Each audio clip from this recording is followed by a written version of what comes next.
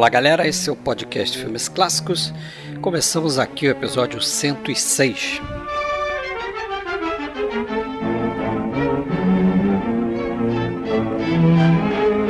Hoje a gente tem mais uma filmografia e será do cineasta japonês Kenji Mizoguchi, um dos maiores diretores de seu país, ao lado aí de Akira Kurosawa e Yasuhiro Ozu. A gente começa aí no início da carreira dele, começou no cinema mudo, e a gente traz aqui um destaque maior para 4 filmes: A Perdição de Osen, As Irmãs de Gion, Crisântemos Tardios e o último filme que a gente vai tratar aqui nessa parte 1 de 3 episódios, que é A Vingança dos 47 Ronins de 1941.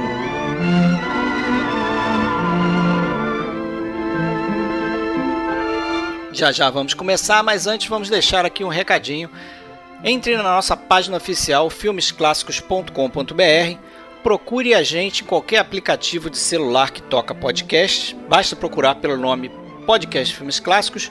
Nós estamos também no Spotify, estamos no YouTube e você pode ainda entrar no iTunes e deixar a sua estrelinha e a sua resenha sobre o que você acha do nosso podcast. Isso ajuda muito a gente a crescer. Se você quiser entrar em contato com a gente, você pode procurar a gente no Twitter, a gente tem uma página no Facebook e também temos um grupo no Facebook. Só procurar Podcast Filmes Clássicos. Porém, no grupo, se você quiser ingressar, você precisa mandar um inbox para Fred Sanjuro ou então Alexandre Cataldo.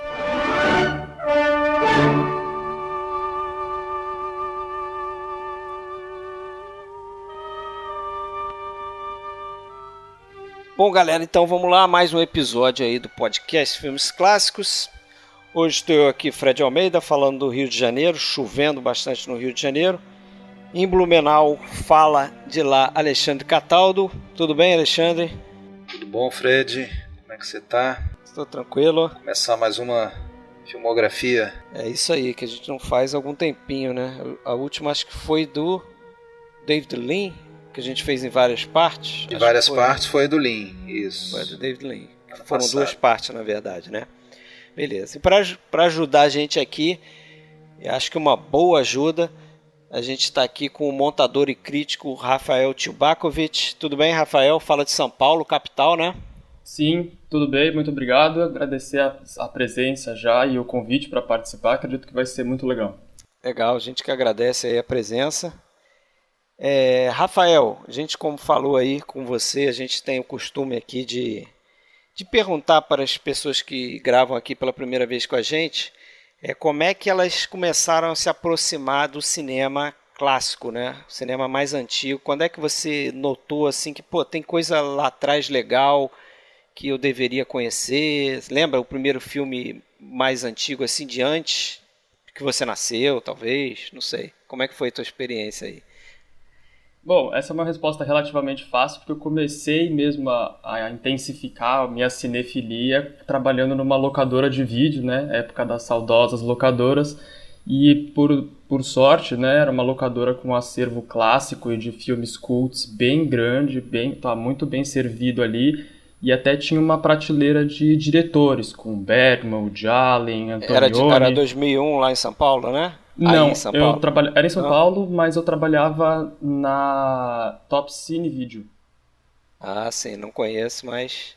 Era um pouquinho legal. menorzinho, mas ela tinha bastante filme, principalmente filme europeu e tal, então tinha aquela prateleira de diretores e eu falei, nossa, isso aqui é a primeira coisa que eu vou limpar. Então fui metódica e sistematicamente assistindo todos os filmes dos diretores por ordem alfabética. Opa! Eu conheço gente parecida com você nessa questão de ser sistemático e fazer questão de fechar filmografias. Não sei quem, eu conheço gente parecida. Isso é interessante, né? Isso é interessante. Você não ficar só na superfície, né? Só nos mais famosos. Você ter a curiosidade de conhecer a obra toda do cara. Naturalmente, alguns filmes vão ficar abaixo, tudo, mas pelo menos você vai ter visto para poder dizer isso, né? Você não vai ter ido apenas naquilo que é mais conhecido. A gente tem esse primeiro acesso sempre com os diretores que estão disponíveis, né? Então a gente está falando de uma locadora, não são ainda aqueles diretores mais obscuros que a gente vai encontrar depois. Mas aí conforme a cinefilia se intensifica, a gente vai buscando os diretores mais obscuros, assim. Mas é natural, né, que você até seja atraído primeiro pelos diretores mais famosos, que são os que a gente escuta mais, né? E uma coisa leva a outra aí. Os famosos porta de entrada, né? Como É, Hitchcock, Billy Wilder e Kubrick e por aí vai. Para chegar no cinema japonês já é um pulo, né? já. E eu diria aí que o Alexandre falou, e que tem sido uma experiência agora, eu imagino que você deva ter passado por isso também. Eu confesso que estou passando por conta do podcast, é você fazer esse esforço de tentar ver a filmografia do cara, o máximo da filmografia de um determinado diretor, num período de tempo curto, né? Porque aí você tem essa noção da obra do cara mesmo, né? O que significa o cinema dele, quais são as pretensões dele com o cinema dele e tal. Então, isso eu tenho percebido muito quando a gente faz filmografia aqui, né? Você acho que consegue capturar bem o estilo, perceber bem o estilo de determinado diretor Inclusive eu isso. percebo no Rafael, pelas algumas postagens que eu acompanho, essa questão de você assistir próximos, né, em sequência, ou não necessariamente na sequência cronológica, mas assistir num período compacto de tempo, você consegue perceber variações no estilo do cara, né, onde que ele mudou, onde que ele evoluiu, alguns pontos de guinada na carreira e coisas desse tipo, né? E talvez até a gente vai passar por alguns dele hoje, né? Falando desses primeiros filmes, né? Até 41. O bom de você assistir sempre esses filmes em sequência, e acho até que é melhor ainda quando assiste em cronologia, porque você consegue justamente depurar bem o desenvolvimento formal, estético e dos assuntos que vão interessando esse diretor, além de acompanhar também essa evolução, como os filmes estão próximos, assistir nesse pequeno intervalo de tempo, né, o melhor possível, está tudo fresco na cabeça, então facilita também a comparação de um filme com o outro. É, isso aí. Então vamos começar então a falar do tema aí, né, que é o Kenji Mizoguchi. Alexandre, você preparou aquela biografiazinha rápida? A gente tem aqui no caso do Mizoguchi, uma situação peculiar, que quem escutou lá o podcast do Contos da Lua Vaga, e inclusive eu reescutei ele 2 vezes agora para preparar para isso, vai ver que a gente passou aquele episódio que era para ser episódio de filme acabou sendo quase um episódio de filmografia também, porque na dúvida, como eu sempre gostei muito de tudo que eu tinha visto do Mizoguchi, mas a gente não naquele momento optou por fazer apenas sobre o Contos da Lua Vaga, com medo de nunca chegar o momento de fazer a filmografia dele, eu quis aproveitar aquele episódio e tacar a informação toda que eu tinha dele, né? Então, meio que a filmografia dele já foi feita lá, o que naturalmente não impede que a gente repita as principais coisas aqui, até porque agora é o momento certo, né? Mas o que interessa quando você fala da biografia de um diretor, eu acho que são as informações que de alguma maneira vão refletir na produção dele, na obra dele. E no caso do Mizoguchi isso é de uma relevância fenomenal. Não sei se vocês concordam comigo, mas ele nasceu ainda no finalzinho do século XIX, 1898, em Tóquio, né? Até é famoso, né? Assim, é famosa essa história para quem já leu alguma coisa sobre Mizoguchi. O pai dele, a família já não era uma família de muitas posses, mas era uma família remediada, mas o pai dele, aproveitando a guerra de 1905 com a Rússia, se eu não me engano, ele começou a investir, parece que para a produção de capas de chuva para os soldados, algo do tipo. Mas até que ele montou o negócio, a planta para produzir, a guerra acabou. E ele tinha investido praticamente o recurso dele naquilo, então foi um grande fracasso profissional. A família precisou se mudar para um bairro mais pobre, passou muita necessidade, inclusive deu a uma das irmãs do Mizoguchi em adoção. E mais à frente essa família que adotou acabou vendendo ela para uma casa de geishas. E esses fatos, esse fato de uma certa dissolução familiar e principalmente o sofrimento, né, e a anulação mesmo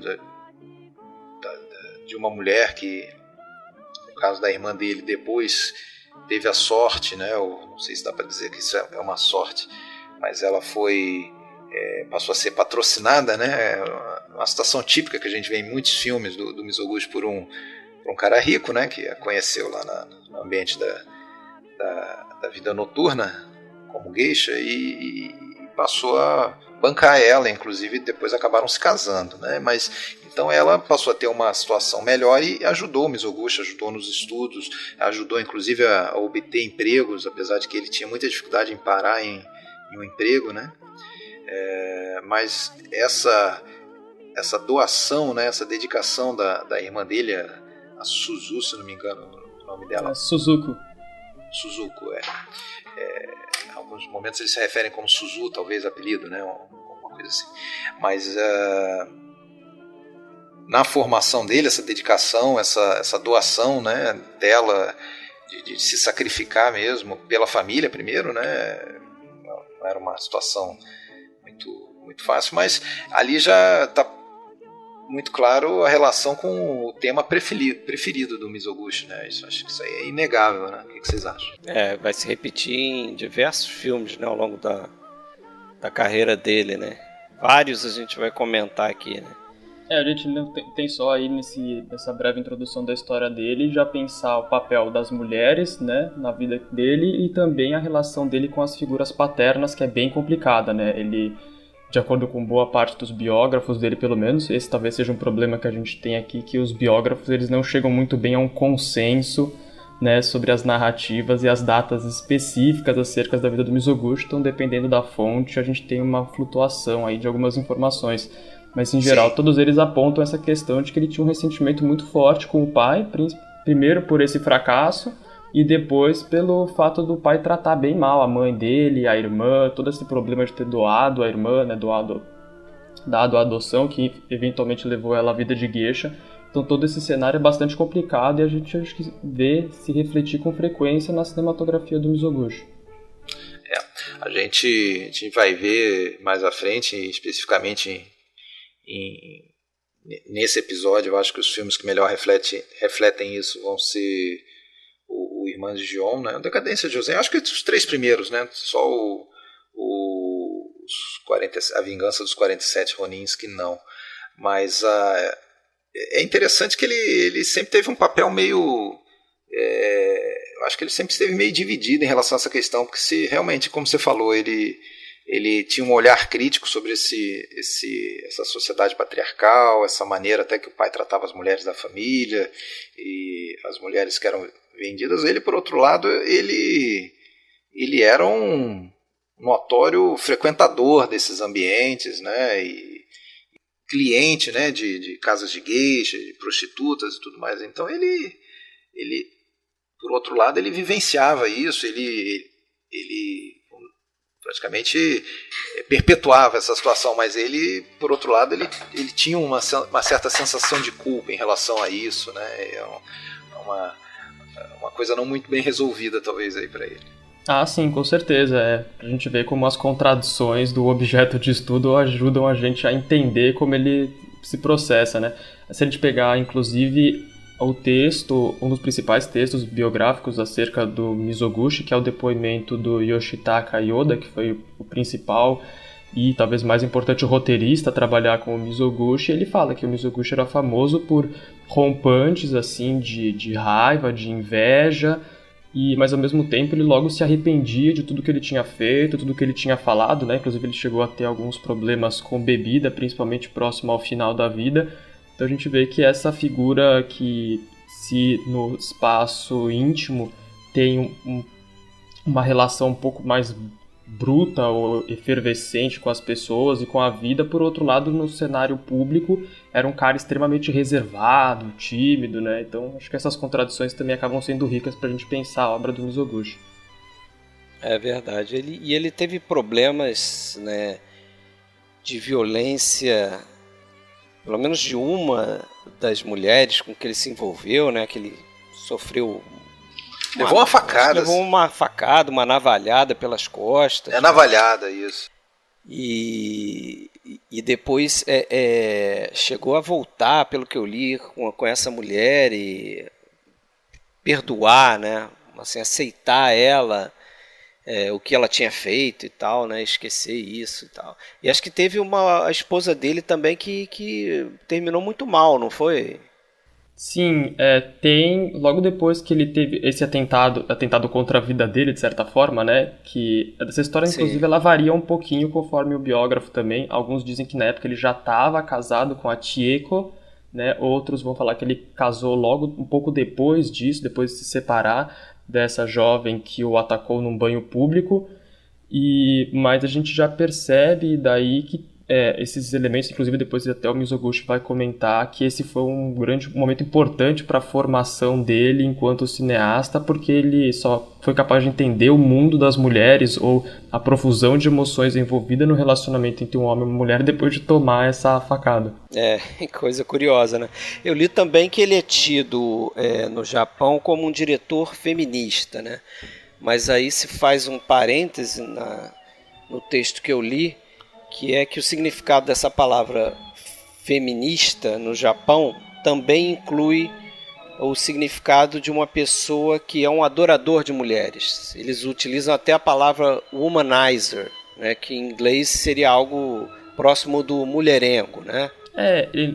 Eles puxam um pouco a palavra do inglês, se eu não me engano, e aí o cinema dado como feminista japonês, na verdade ele está mais relacionado com uma ideia de apreciação, mas não necessariamente no sentido sexual, mas mais de admiração pelo esforço e o que representa a mulher, mas não tem, de fato, não tem essa mesma ideia do feminismo como a gente vê hoje, que é um termo, no nosso entendimento, ele já é formalizado um pouco mais para frente, no século XX, né, que a gente está falando do Mizoguchi dos anos 20 ainda, mas que tem essa ideia de igualdade de direitos, de representação judicial, civil e social na sociedade japonesa. Então, tem umas contradições nessa ideia de ver o Mizoguchi como um cineasta feminista. Inclusive, recentemente, aqui em São Paulo, teve uma mostra, no começo do ano passado, no IMS, e veio uma estudiosa de Mizoguchi do Japão, que justamente a palestra dela foi sobre essa ideia de como ver a obra do Mizoguchi, a relação dele com as mulheres, tanto no espaço público quanto no espaço privado,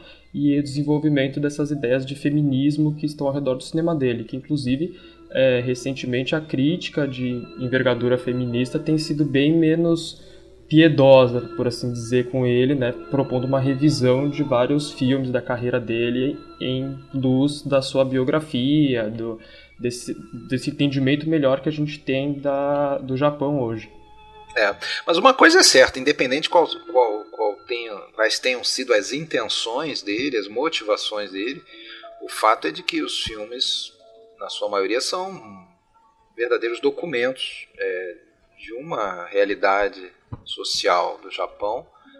A maioria dos filmes dele são ambientados ali na chamada Era Meiji, ou seja, que vai a partir de 1868, né, até início do século XX.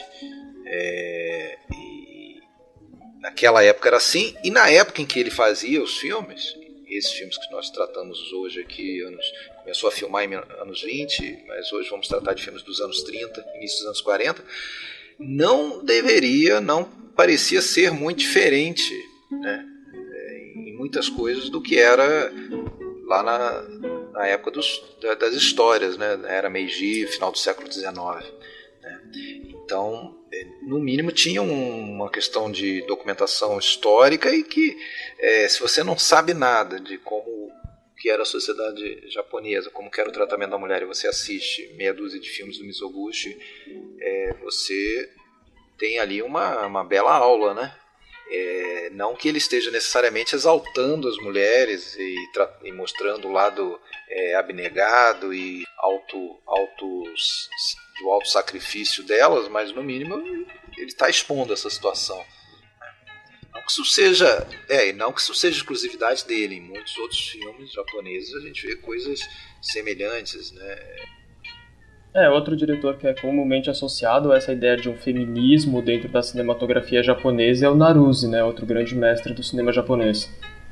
que aliás, né, como a gente até comentou naquela oportunidade, para quem não está muito ligado ainda em cinema japonês e estiver escutando a gente, né, apesar de que para nós aqui Kurosawa, Ozu e Mizoguchi é a trinca de diretores famosos, lá no Japão talvez antes até do Kurosawa eles colocam o Naruse, né, seria Naruse, Ozu e Mizoguchi como os três diretores mais importantes de uma primeira época, né? Não diria que sejam pioneiros, com certeza não foram, né? Tem lá Minoru Murata, Sadao Yamanaka e vários outros lá, e você com certeza saberia citar muitos outros aí pra gente, Rafael, mas o Naruse vindo um pouco depois, mas o Mizoguchi foi um cara que começou a filmar, até voltando aí para a carreira dele, ele entra daí pro mundo do cinema no início dos anos 20 no estúdio Nikatsu, né? Ele entra para ser ator, né? Inclusive um daqueles atores especializados em fazer papéis femininos, né? Como que é o termo? É Omnigata, né? Sim, eu acho que sim. É que eu não estou familiarizado com o termo especificamente, não lembro exatamente. Não, tudo bem. É. Não. Eu sei que existe eles têm uma expressão para... Não, mas não faz diferença. Mas, se eu não me engano, ele começa a carreira dele no cinema como ator especializado em papéis femininos, né? Que inclusive a gente vai ver o protagonista do Crisântemos Tardios, né? É um desses. A gente tem essa versão da história dele, né, que ele entra um pouco mais para fazer esses papéis femininos, que nem fazia o Keinosuke e Kinugasa, né, mas a gente tem também a outra versão que ele conhece por meio de um aluno de Biwa, né, Biwa, ele acaba, que era ator da Nikatsu, ele acaba sendo apresentado pro Osamu Akayama, que era um diretor de um certo prestígio dentro da Nikatsu, e aí ele acaba começando, na verdade, como assistente do Eizo Tanaka, que naquela época, se a gente entender mais ou menos o que era um assistente de direção, né, não tinha as prerrogativas de hoje, era mais o garoto do recado, né, o cara que faz tudo em função do diretor. Certo. E tem uma outra versão também para essa tendência dele a filmes sobre mulheres, né, que quando ele entrou, a Nikatsu já tinha um Bambambam na direção, que era o Minoru Murata. Isso. Especializado em filmes sobre homens, né? Filmes com protagonistas masculinos, e o produtor ele queria um diretor para fazer filmes em que mulheres tivessem o destaque, né? Então sobrou pro Mizoguchi quando ele daí passou a direção a partir de 1923, correto? Isso. É sempre bom lembrar pro ouvinte que talvez não esteja familiarizado 100% com os principais procedimentos da cinematografia japonesa, é que o cinema japonês ele é absurdamente segmentado e certinho nas suas fórmulas, assim, ele é bem restrito no seu processo de formulação dos filmes, por isso que a gente tem essa ideia de filmes para homem, filme para mulher. Inclusive eles fazem uma classificação extremamente agressiva desses filmes, assim, filme de mãe, filme de filha, filme de separação, filme de romance, filme de kabuki, filme de shimpa, então todo tipo de alinhamento estético ou narrativo, ele tem uma classificação bem certinha. Eu li também que durante a década de 20 ele foi um dos expoentes aí do que eles chamavam de filmes de tendência. Isso, Keiko Eiga. Que seriam filmes com temática mais de esquerda, né? Mas sim, parece que isso não durou muito tempo e esses filmes acabaram banidos e censurados aí no início da década de 30, né? O Mizoguchi ele já tinha um pouco de problema com a censura desde que ele começou, porque ele já se voltava um pouco para as classes mais pobres, né? Então ele já tinha, inclusive isso vai gerar um medo constante nele de ser censurado, mas de 26 a 29, então ele já tinha essa ideia de se voltar para as classes mais pobres, então ele era alvo da censura o tempo inteiro. E a gente tem que lembrar de 32 a 36 se dá a ascensão, né, do governo militarizado dentro dos Estados Unidos.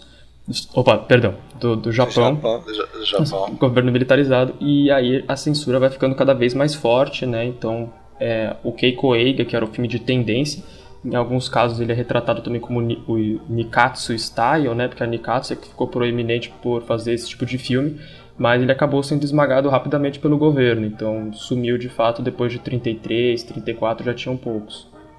Sim.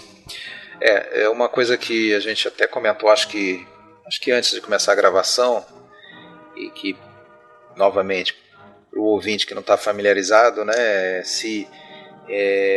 quando a gente fala de filmes mudos, mundo afora, a gente sabe que tem muita coisa perdida. No caso do cinema japonês, isso é elevado ao cubo ou à 10ª potência, né?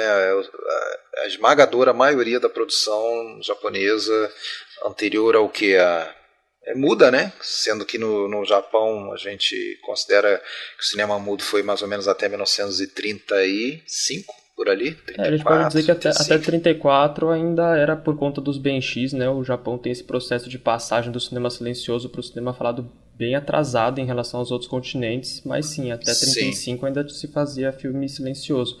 E o sindicato dos benchis era forte, né? Exatamente. Todo mundo acho que lembra quando a gente fala de benchi da história do irmão do Kurosawa, né? É verdade. Que era benchi, né? Isso, e ele acabou cometendo suicídio, né? Porque ficou sem trabalho. Eram os sujeitos que narravam os filmes, né, ao vivo ali do lado da tela, ou sei lá quanto filme estava passando. Inclusive, a gente pode ter uma ideia do que era o benchi. Hoje em dia, eu não sei se vocês viram na mesma versão que eu, mas se você vê, por exemplo, o Feiticeira das Águas, filme do Mizoguchi de 33, e o Decadência de Uzen, que dependendo da fonte você vê como 34 ou 35, você tem versões desse filme hoje em dia restauradas e tal, e com a narração de uma benchi. Vocês chegaram a assistir nessa versão? Assim, o Decadência de Osen eu acabei assistindo as duas versões, e o Feiticeira das Águas eu assisti também a versão com benchi. Eu acho que fica bem interessante. Eu confesso que eu teria dificuldade sem a narração ali. Eu também. Eu assisti os dois também com narração. E eu acho que o Kurosawa tem um dedo também aí nessa história do som do Japão, né? Que ele tem um filme chamado Terra Natal, de 1930. Mizoguchi? Que eu li. Você falou Kurosawa? Eu falei Kurosawa, então Mizoguchi. Eu achei que você ia falar alguma coisa do Kurosawa mesmo, por isso. Não, no Mizoguchi mesmo, foi um erro. O filme do Mizoguchi chamado Terra Natal, que ele fez em 1930, né? Kurosawa não estava fazendo filme em 1930, mas que foi um dos pioneiros no uso do som no Japão. Isso, é um filme perdido esse, né? Aliás, ele não é dado como perdido.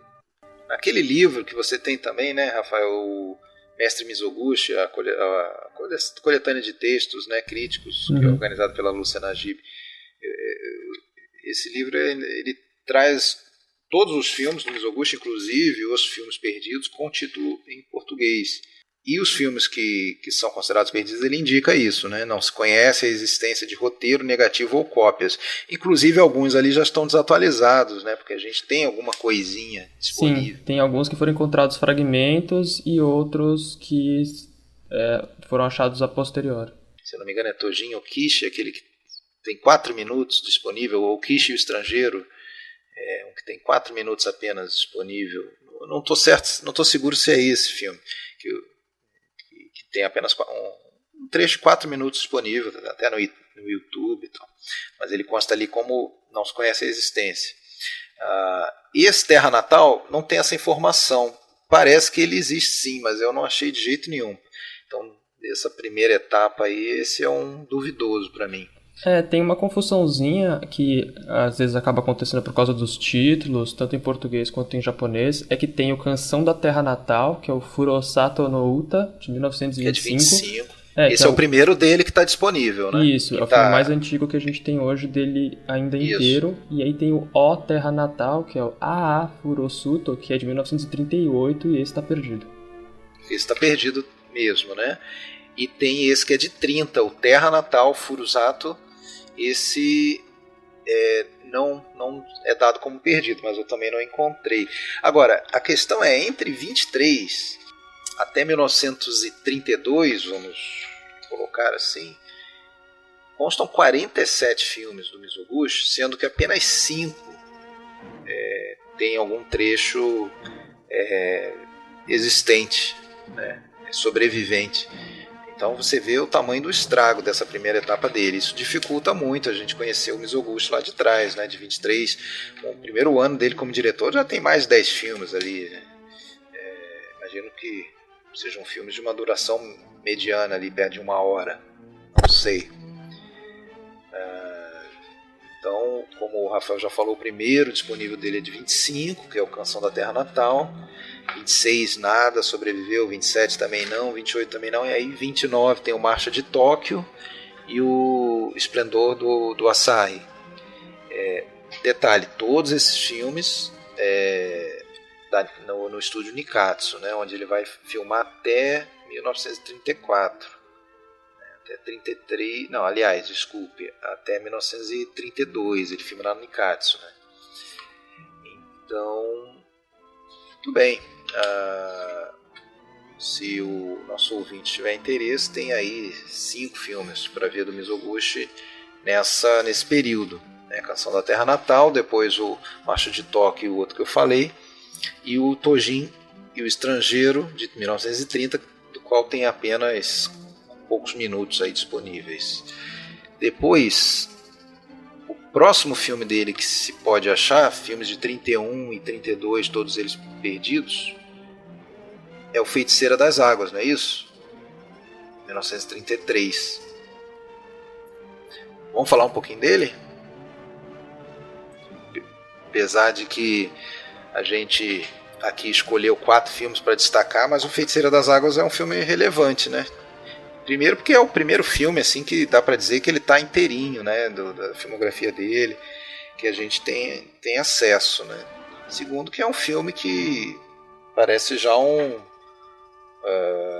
que seja o primeiro, né, mas é o primeiro que a gente consegue ver isso muito bem. O filme que já é meio que um protótipo ali de tudo que desses temas principais, né? Se não no estilo ainda, né, no estilo que também seria consagrado como estilo Mizoguchi, né, do One Scene, One Shot, né, aquela questão que a gente vai começar a falar também, mas é um filme importante. O que vocês acham dele? Tem uma vertente da crítica que escolhe colocar a Feiticeira das Águas justamente como esse primeiro filme do Mizoguchi, a gente poder identificar os elementos que vão se tornar recorrentes na carreira dele, né, então a gente já tem alguns esboços do One Scene, One Shot, né, que é essa técnica dele de plano sequência que comporta uma cena toda.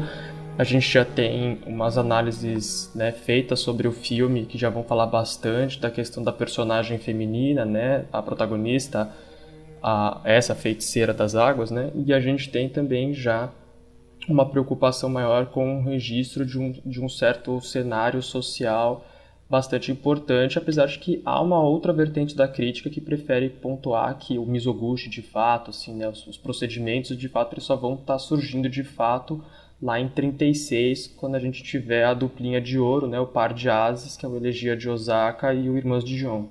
Eu fiquei com a impressão, tanto nesse Feiticeira das Águas e um pouco no Decadência de Ossen também, é que você está vendo um diretor que ainda está buscando o estilo dele, que ainda está se tornando maduro, que ainda está se aperfeiçoando. É como o Alexandre falou, parece que essa ideia recorrente, esses temas, eles se repetem, eles voltam a aparecer, mas de forma talvez mais polida. Nesse filme a gente tem aí a Takako Irie, que tinha feito já filmes com ele, e eu até não sei dizer se a produção do filme era dela, porque formalmente esse filme foi produzido pela Irie Produções. Desconfio que tem relação com ela, mas era uma atriz de renome naquela época. É interessante que, se você vê um documentário de 1975, né, a vida de um diretor sobre o Mizoguchi, a Takako Irie, viva, dá depoimento ainda sobre o trabalho dela com o Mizoguchi. E, bom, é interessante que esse filme ele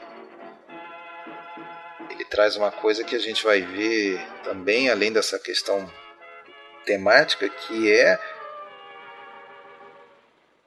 uma das fontes principais assim do cinema japonês, né? Eu acho que vocês vão concordar comigo, mais do que em outras escolas, o cinema japonês ele bebe muito da tradição teatral japonesa, né? E o novo cinema japonês, né, o teatro Shimpa, aliás, o novo teatro japonês, o teatro Shimpa, com histórias ambientadas ali no princípio do século XX, é muito final do século XIX, princípio do século XX, que basicamente são melodramas mesmo, né? Mas rompendo um pouco com aquela forma teatral do kabuki, né? Que se tinha dramas históricos e de uma maneira até um pouco mais fantasiosa e folclórica, fugindo um pouco de uma questão mais social, realista e tal. O teatro Shimpa, inclusive, tendo relação aí com a questão mesmo de consciência social, de esquerda, de realismo social, similar talvez ao que tinha na Rússia também. Mas esse filme ele bebe da fonte do teatro Shimpa, assim como Decadência de Ozen, assim como os filmes de 36 também. É isso? Sim, é interessante a gente pensar esse aspecto da carreira do Mizoguchi, porque apesar dele fazer vários filmes, né, principalmente nesse começo de carreira que a gente tem acesso, né, nos anos 30, baseados no repertório do Shimpa, que como você pontuou bem, são todos de um repertório fortemente melodramático, apesar disso ele já tem uma preocupação com o realismo formal e o realismo dramático muito forte, né? Então já tem aí um ponto de contradição bem interessante. Verdade. Aí avançando, né, mais alguns filmes perdidos, 33, em 34, apesar de que em alguns lugares você encontra dizendo que é de 35, tem o Orizuru Ozen, A Decadência de Ozen, né, e aí ele já está filmando para o Daiichi Eiga, né? Esse aí era o estúdio daquele produtor que agora me falhou o nome, o Masaichi, né? Esse era o estúdio do Masaichi, eu não estou muito seguro, que é que ele... Eu acho que sim, ele quase faliu o cara, né? Nagata Masaichi. Não foi exatamente o Mizoguchi que quase faliu ele, mas o estúdio veio a falir depois do Irmãos de Gion. Depois do Irmãos de Gion, isso. Não foi exatamente, mas aquele capricho, né, do Mizoguchi, aquele capricho principalmente nos cenários, para se adequar à maneira dele filmar, ajudou também a deixar o filme acima do orçamento, né? Mas o Decadência de Ozen, que é o último filme mudo do Mizoguchi, e é um filme considerado aí talvez o mais importante dele aí desse período mudo, né, que se fecha nesse momento, né? Novamente aí a gente tem um dramalhão Shimpa na tela, né? Aquela mulher, a Ozen, interpretada por uma lenda do cinema japonês, né? Isuzu Yamada, que vai fazer, se eu não me engano, pelo menos três filmes mais conhecidos. Não sei se tem mais algum desses perdidos que ela fez também. Isuzu Yamada, para quem lembrar, ela faz a Lady Asashi, né? Lady Asashi, lá do Trono do Machado de Sangue, né? Isso. E com o Kurosawa, e ela é bem marcante aqui nesses três filmes que fez com o Mizoguchi, 35, 34 a 36, né? Porque se por um lado ela é aquela mulher que se doa, que tem a sua vida praticamente arruinada, né? Se coloca em segundo plano para poder proporcionar uma vida digna, né, pro homem que ela ama. Por outro, a gente vê nela uma questão de uma certa rebeldia também, né? Ela não se adequa plenamente àquilo. Que é esse protótipo de personagem que ao mesmo tempo ele tem uma certa ideia de um ideal feminino, que ao mesmo tempo é essa pessoa que se doa, né, que tem uma ideia, acho que aponta, se não me engano, quem aponta é a Audi Bock, que fala sobre isso bastante no livro dela, dos diretores japoneses, aí tem um trecho sobre Mizoguchi, que ela fala que tem esses personagens que são recorrentes no cinema do Mizoguchi, e é mais forte ainda no Feiticeira das Águas, mais do que no Decadência de Osen, né, que é desse ideal feminino aí de uma personagem que ao mesmo tempo ela tem uma relação com o protagonista de mãe e filho, né, de se doar completamente pelo sucesso desse outro personagem masculino, como ao mesmo tempo ela engendra essa rebeldia para com o status quo, né, de tomar a frente, tomar atitudes, contestar, se colocar em risco e sempre em nome desse personagem. Aí a Audi Bock sempre vai falar que isso é um ideal típico do Meiji, do Taisho, né, o Taisho época que fica aí esmagada, sanduichada entre o Meiji e o Showa, uma das épocas mais curtas do Japão. Mas tem bastante esse aspecto, e depois é interessante que a gente vai ver esse aspecto fragmentado em dois, né, quando chegar no Irmãs de Gion. Irmãs de Gion, né, isso que eu ia falar, né, curioso que ali fica bem claro, né, esse antagonismo aí entre essas duas figuras, né, as duas irmãs. É interessante que essa doação, esse autossacrifício feminino, ele não era necessariamente por amor, né? Uma questão está se sacrificando por amor, mas a questão é que numa sociedade em que a mulher não tinha direitos a conquistar muitas coisas, né? ela proporcionar algo para aquele homem com que ela se relacionava de algum modo, não precisava nem ser namorado ou amante, nada. Às vezes poderia ser um irmão, poderia ser no caso da ausência, se eu não me engano, alguém que ela conheceu lá, os dois estavam para se suicidar no início do filme, não era isso? O que dá para entender mais ou menos, porque o Osen ele já tem um pouco de um recurso de flashback um pouquinho complexo para a época, né? Então, às vezes pra gente causa uma dificuldade leve de entendimento, principalmente se eles tivessem o auxílio do Benshi. Mas o que dá a entender é que ela tá de uma certa forma fugindo ali, né? Porque ela é uma prostituta, né? Uma geisha que trabalha para um cara que tem como objetivo vender ela, entre outras coisas, para determinadas pessoas e depois pegar ela de volta, né? Cobrar, tipo um esquema. Um golpe ali, exatamente. Né? Então ela tá fugindo meio que desse cenário e ela encontra o nosso protagonista, né, o Sokishi, que ele tá prestes a se suicidar porque ele fracassou, né, no objetivo dele de estudar e se tornar, se não me engano, se tornar um médico. E não fica nem muito claro um relacionamento amoroso entre eles. Em boa parte do filme, pelo menos, isso não é perceptível, mas você vê ela, até por percebendo ali a bondade dele, né, ela tenta fazer o possível por ele, né? E é como se isso, de certa forma, purificasse ela também, né? Purificasse ela daquela vida e elas são sempre obrigadas a essa vida, né? Naturalmente, né? Pelo empobrecimento. A gente tem outros casos também, né?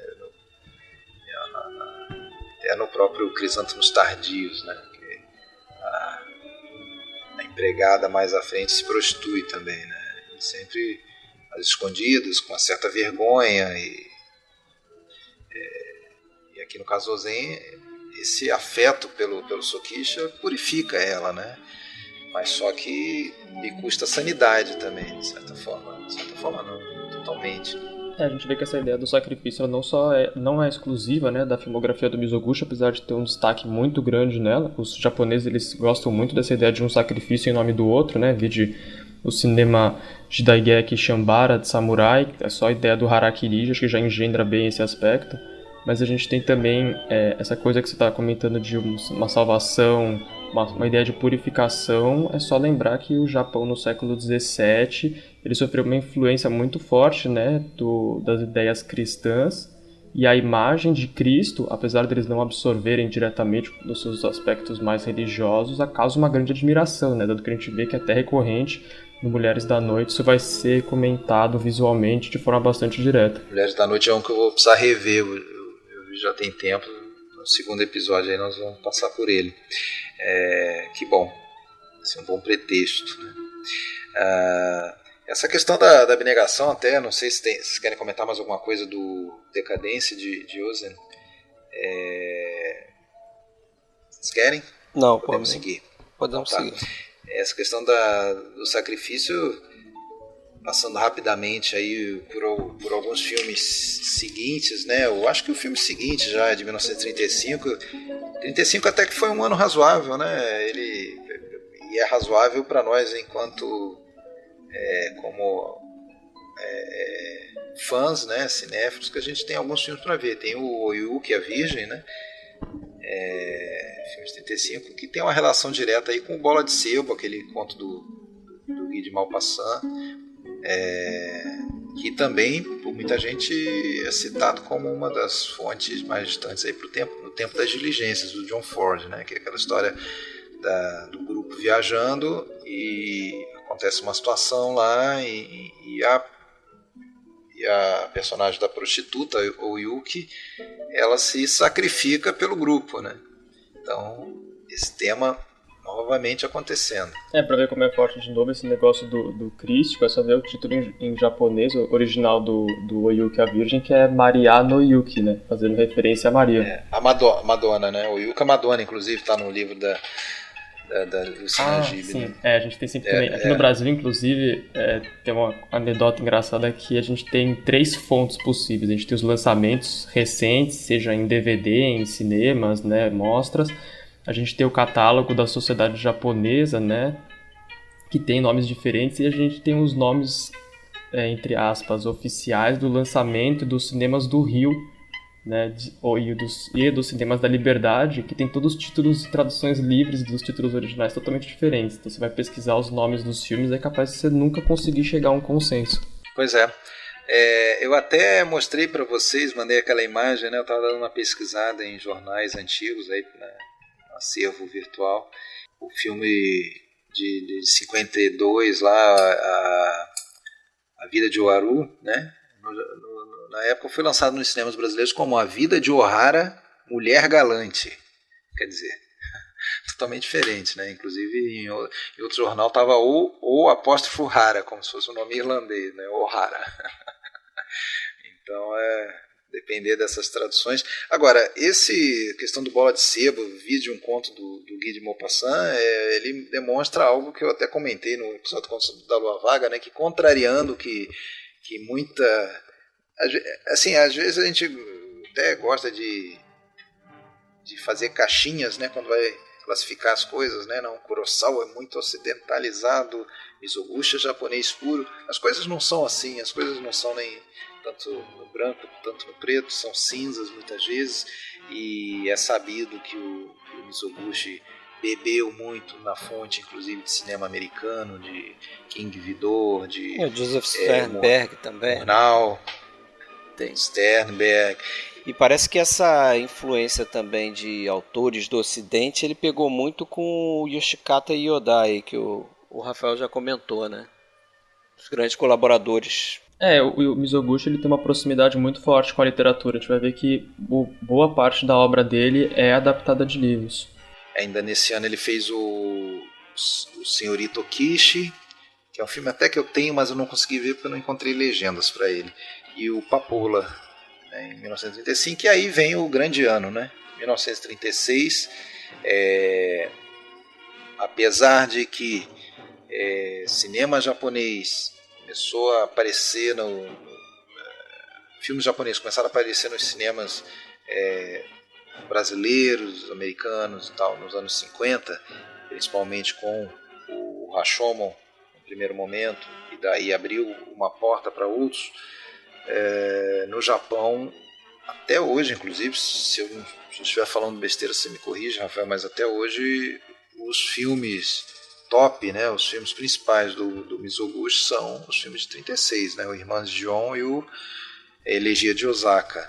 A gente tem algumas cisões aí, que a gente brinca algumas guerras civis na crítica em relação de quem são os principais aí, mas com certeza 36 é um momento de ruptura poderoso na carreira do Mizoguchi, né? O par de asa aí é muito, muito forte. Principalmente na questão de estilo, né? Porque os temas não mudam tanto, né? A temática continua sendo basicamente a mesma, né? Sim. Talvez seja importante fazer uma pontuação aqui, que também para talvez quem não esteja familiarizado com o cinema japonês, como muito bem apontou o Donald Rich, né? Um grande talvez o principal escritor sobre cinema japonês em língua inglesa, que a cultura japonesa ela tem uma tendência a se preocupar mais com a forma, né, como certa narrativa é realizada, do que necessariamente se a narrativa é inventiva, se ela explora novos temas e tal, porque eles têm inclusive um hábito, isso a Maria Roberta Novielli comenta bem no livro dela sobre a história do cinema japonês, que os japoneses eles não gostam muito de ter que lidar com a ansiedade de uma história nova. Então, se você se ater constantemente às mesmas histórias, por isso que o 47 Ronins, né, o Shushingura sempre é remontado, refeito o tempo inteiro, mas então a gente tem uma certa tendência do cinema japonês a se desdobrar mais sobre a forma, né, o como você vai narrar isso, do que necessariamente o que você vai narrar. Então a gente vê que, se a gente for pegar essa teoria francesa dos anos 50 do autor, se a gente se alinhar uma coisa de tema, ela é mais fácil de enquadrar alguns cineastas japoneses, porque alguns deles vão se desdobrar sobre a mesma coisa praticamente ao longo da carreira inteira, né? Sendo o Ozu mais lembrado nesse sentido. Por isso até que o pessoal da carreira do cinema idolatrava também, né? Cinema do Mizoguchi. E é curioso isso, se você pensar no Akira Kurosawa, a variedade de histórias que ele parece transitar, né? Eu acho que é uma variedade muito mais ampla do que o cinema do Mizoguchi. Até onde eu conheço o cinema do Mizoguchi. Tem alguns filmes ainda para ver, né? Talvez por isso também que seja assim, de certa forma, o Kurosawa seja até esnobado um pouco pelo pessoal da Nouvelle Vague, né? Godard era um que colocava o Mizoguchi como o melhor cineasta japonês, ponto. E o Kurosawa era um diretor de segunda. O Kurosawa ficava com essa cara de diretor de segunda. Aí eu até gostaria de fazer uma provocação aqui para vocês, de um pedaço de texto que eu li nesses livros aí, até que o Alexandre me disponibilizou, alguns pedaços, que o próprio Yodai, esse grande colaborador dele, fizeram 25 filmes juntos, né? Colocava que eles têm um determinado ponto que ele coloca lá, que ele fala, a arte do Mizoguchi passava por saber escolher ali o melhor momento, né? Isso, tanto para o sentimento humano quanto para a expressão artística. Eu estou citando o que ele falou, no sentido de que ele chega a citar isso expressamente. O Mizoguchi não sabia escrever um roteiro, não sabia dirigir atores, né? O que ele era bom de fazer era colocar os colaboradores para chegar naquele resultado que ele almejava. E aí eu li em outros pedaços também outras declarações do diretor de arte dele também, que colaborou muito com ele e tal, dizendo isso: eu nunca recebi uma instrução precisa. Murakami, isso. Uma instrução precisa do Mizoguchi de como fazer a minha direção de arte aqui, desenhar meus cenários. O que eu recebia era um não, quando ele não gostava. Então você fazia, eu estou imaginando que é assim que ele procedia na forma dele de dirigir os seus colaboradores, né? Você faz alguma coisa, apresenta para ele, ele diz não gostei, refaz. Não dá muito detalhe de como refazer, não orienta muito a direção que o cara deve tomar, mas ele tem a capacidade de, daquelas várias tentativas, ele ir lá e escolher a melhor. Então, é claro que ele tem uma visão, porque eu não acredito que alguém seja um diretor da categoria dele sem ter uma visão, mas ou ele não se expressa por alguma razão, ou ele acha que ele não deve, não sei, orientar dessa forma, e ele tem que mesmo estimular a liberdade, a criatividade dos outros. O que vocês pensam assim sobre isso? Se a gente pegar os principais depoimentos desse documentário que tinha sido comentado no começo do podcast, né, que foi dirigido pelo Shindo, vários depoentes falam que de fato o Mizoguchi não dava nenhuma diretriz exata do que tinha que fazer, mas de uma certa forma ele meio que administrava o time ali, né?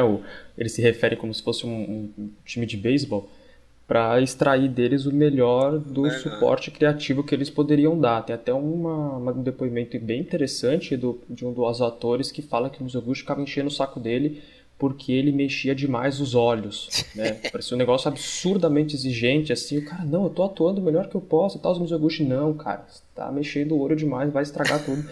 E aí depois esse ator fala que, eu fui assistir os filmes depois e de fato eu mexo um pouco demais os meus olhos, mas no filme do Mizoguchi eu tô muito bem, então esse processo de exigência extrema do Mizoguchi, acho que é o alinhamento de procedimento que ele encontrou. Mas acho que também tem a ver com o que a gente estava conversando sobre ele ser um cara meio introvertido no espaço público, assim. Ele não tinha muito manejo social para chegar lá e dar aquela azeitada na equipe, então ele só gritava, reclamava, ou expunha o pensamento dele, as emoções dele para os caras muito próximos, tipo Yoda e tudo mais.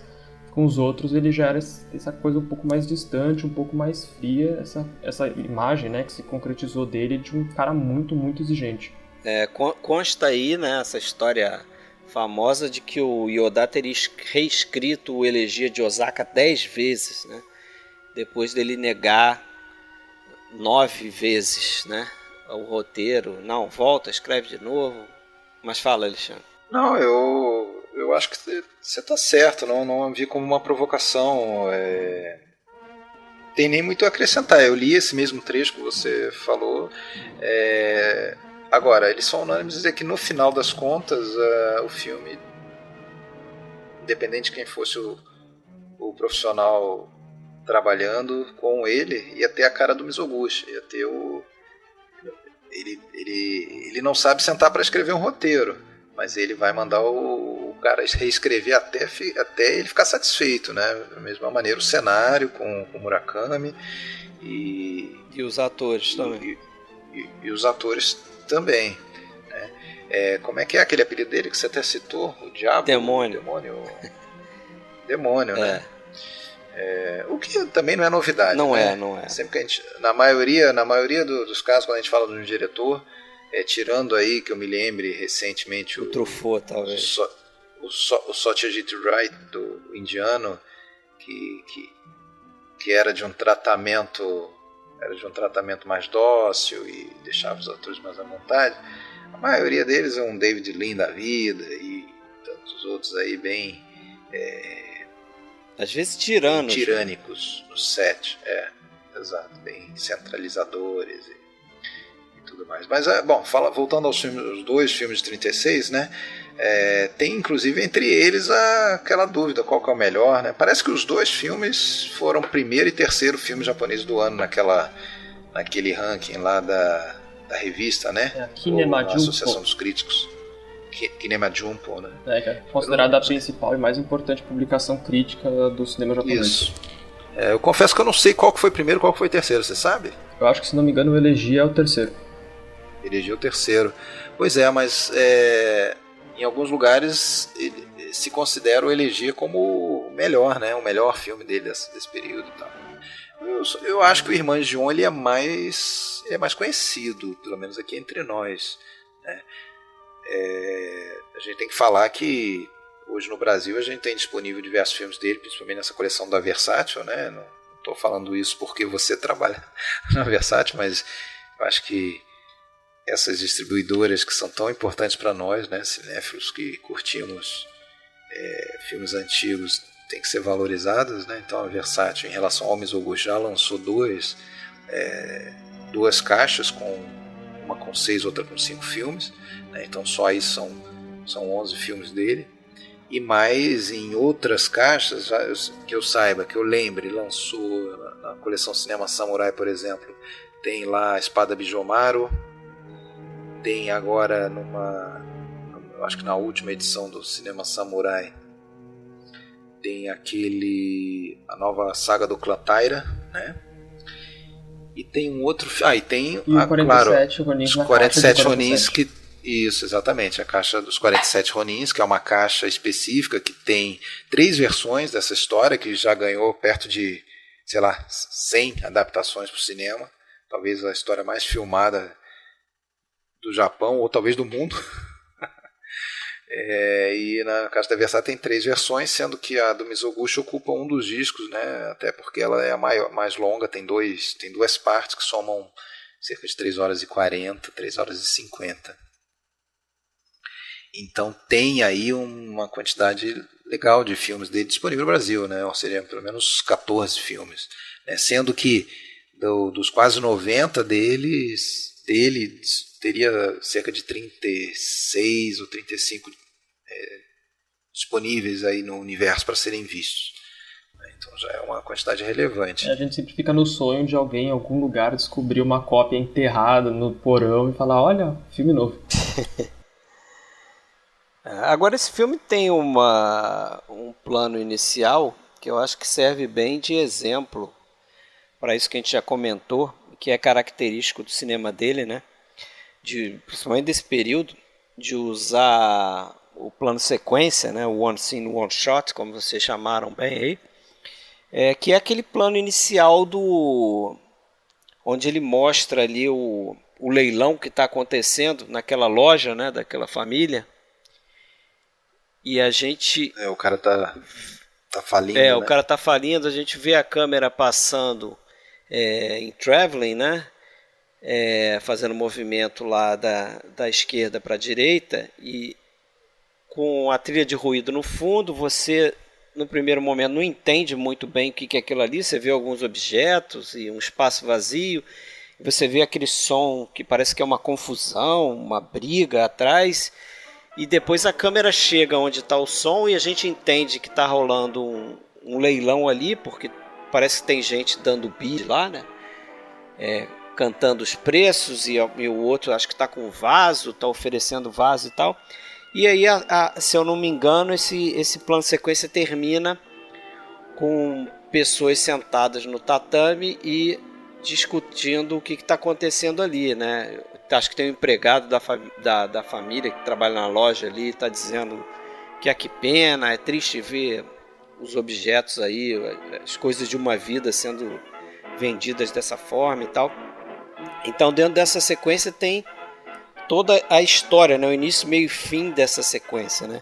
Só uma pontuação que tem, infelizmente, né? Mas tem um fade, tem uma fusão entre o traveling lateral e o plano que vai para dentro do quarto. Tá. Que o traveling vai até o fundo da casa e aí faz uma fusão para a cena de diálogo. Então na verdade não é um plano sequência, vamos dizer assim... Exatamente, né? Não é 100%. Não é 100%, mas aí foi legal você tocar nessa fusão, porque eu queria trazer um outro plano sequência e fazer uma comparação quando a gente, né, no caso eu e o Alexandre, discutimos lá o Conte da Lua Vaga, que é aquela ideia do plano sequência, justamente associado a esse traveling, e geralmente os planos sequência deles são com movimento de câmera, para trazer aquela ideia do pergaminho, né, japonês, daquelas pinturas em que você desenrola o pergaminho para poder ler as pinturas, né? E no Contos da Lua Vaga tem um plano que acontece da direita para a esquerda, em que ele conta toda uma passagem, inclusive com elipses e com fusões. Acaba sendo um plano sequência entre aspas, porque... mas não é, na verdade, porque ele está mudando de espaço, está mudando de tempo e tal. Mas tem essa ideia de continuidade, do movimento único, né? Dessa câmera fluida que está contando uma história ali com um movimento só e tal. Nesse ponto é bom a gente comentar um aspecto que é muito bem destacado pelo Noel Birch, né? Que escreveu bastante sobre o Mizoguchi também, né? Esse franco-americano. E ele comenta que muitas vezes o pensamento do Mizoguchi, que dá pra gente remontar, assim, pelo menos, né, que ele já pensava em montar as grandes cenas ou filmá-las nos grandes planos sequências, mas nem sempre no processo de montagem isso ficava assim. O exemplo que ele dá é justamente no Decadência de Osen, que você vê que a cena inteira foi planejada para ser um grande plano sequência, mas ela acaba picotada pelos intertítulos, né, pelas cartelas.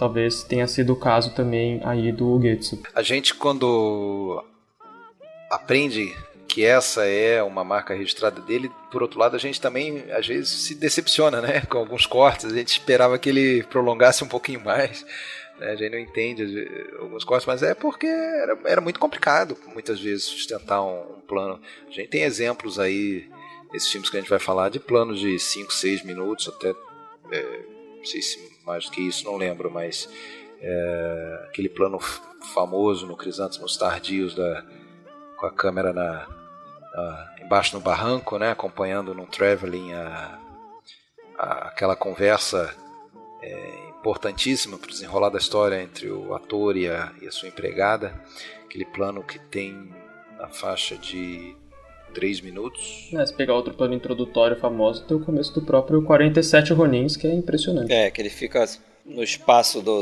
da propriedade ali, né? Ele fica... Ele vem apresentando toda a mansão do Shogun, faz a pan para a direita, enquadra o primeiro diálogo, que não é curto, depois vem na profundidade de campo pegar o ataque ao Kira e vindo para trás ainda. Então, um plano bem longo, de um controle, de um rigor formal, assim, realmente impressionante. Mas, por outro lado, você não pode criar a expectativa de que absolutamente todas as cenas vão ser dessa forma, porque realmente não são, né? Mas, mesmo assim, ele faz um uso recorrente disso. Muita gente associa isso até com a forma de pensar mesmo dele, né? Você associou com as histórias as pinturas em rolo, né? Emakimono? Emakimono, isso. E outros associam até com a própria questão de budista mesmo, visão de mundo, de coisa cíclica, coisa recorrente. Eu diria que essa visão um pouco mais, acho que ela se enquadraria melhor no fim da carreira, né? Que ele se torna essa pessoa mais budista depois dos anos 50. Isso talvez lá no Contos da Lua Vaga a gente veja bem naquele momento climático do filme, quando ele retorna e dá 2 voltas dentro da casa, e na segunda volta a gente vê lá os fantasminhas, né? Então, ali sim, né? Reza a lenda que ele teria, na verdade, bolado ou formalizado melhor essa proposta de desenvolvimento, né, do plano para se adequar ao ator que é o protagonista do Crisântemos Tardios, porque ele vinha de uma tradição do teatro em que o Mizoguchi percebeu que a atuação dele funcionava melhor em planos bem mais longos do que se ficasse picando toda hora e repetindo o tempo inteiro, se a gente fosse pensar numa montagem mais clássica, mais tradicional de vários planos, né? Pelo menos essa é a história como conta o Yodava. É verdade. Podemos passar para o Crisântemos Tardios ou vamos falar mais um pouco sobre o Eligi de Osaka, também com a Yusuzu Yamada, né? Como você falou, né? Como é que você apelidou as duas joias da coroa? Não, como é que você chamou? Não, é o par de asas, mais em relação aos filmes, que é o Elegia de Osaka e o Irmãs de João. Sim, os filmes irmãos aí de 36 e tal. Depois disso tem outra coisa que eu anotei aqui para falar é que nesses filmes ele já nota muitas elipses, né? Que eu acho que é algo que se fala pouco quando se fala de Mizoguchi, mas ele faz isso demais, né? Pelo menos, bom, no 47 Ronins, então nem se fala, né? Aquilo ali é um filme recheado de grandes elipses, né? Em que se constrói uma determinada ação por horas e depois você não vê nada acontecendo, né? Você já parte pro after. Você não vê a ação propriamente que você tanto esperou, né? Talvez eu fosse fazer um último comentário sobre Irmãs de João antes da gente sair desse filme.